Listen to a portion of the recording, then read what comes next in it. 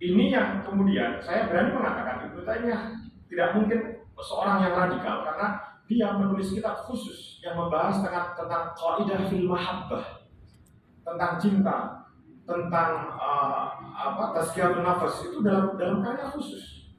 Bahkan maqamat dan akhwal beliau menulis dalam At-Tuhfah al-Iraqiyah fil A'mal al-Qalbiyah, juga dalam Al-Istiqamah. Tentang wali dia menulis satu buku khusus, Al-Furqan baina awliya ar-Rahman wa awliya asy-syaitan. Tentang tawassul dia juga menulis khusus. Dan Ibnu Taimiyah mengatakan tawassul itu bukan sesuatu yang terlarang. Ada tawassul yang masyhur. Jadi bukan hanya apresiatif terhadap tasawuf, bahkan Ibnu Taimiyah juga mengatakan tema-tema pokok tasawuf, praktek-praktek tasawuf itu ada banyak yang sangat berkelindan dengan Al-Quran dan Sunnah. Selanjutnya ada kasyf, ada ilham, kemudian hulul, ittihad dan wahdatul wujud. Ini saya sampaikan di bab keempat. Kemudian fana dan baqa, wali dan wilayah, karamah dan mukjizat, tawassul dan wasilah. Yang terakhir yang saya temukan ini menarik karena ternyata Ibnu Taimiyah juga mengarang dzikir khusus. Dia menulis kitab yang berjudul Al-Kalim At-Thayyib yang kemudian disyarah oleh muridnya Ibnu Qayyim Al-Jauziyah, Al-Wabil As-Sayyib di Al-Kalim At-Thayyib.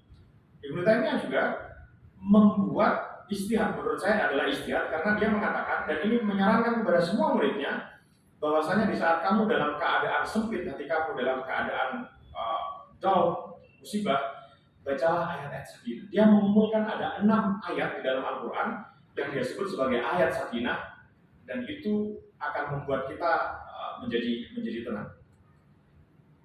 Kemudian kesimpulan Dewan Penguji yang berbahagia serta para hadirin undangan. Yang pertama, ini adalah jawaban dari 3 pertanyaan utama di awal tadi. Dinamika tasawuf Ibnu Taimiyah merupakan sintesis antara interaksinya secara aktif dengan para tokoh sufi zamannya dengan proses dialog yang interaktif.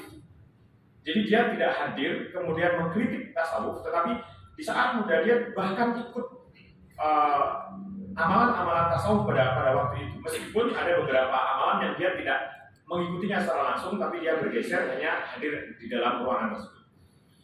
Ada 38 karya Ibnu Taimiyah membahas tasawuf dengan mengutip lebih dari 40 referensi teks sufi otoritatif saat menganalisanya.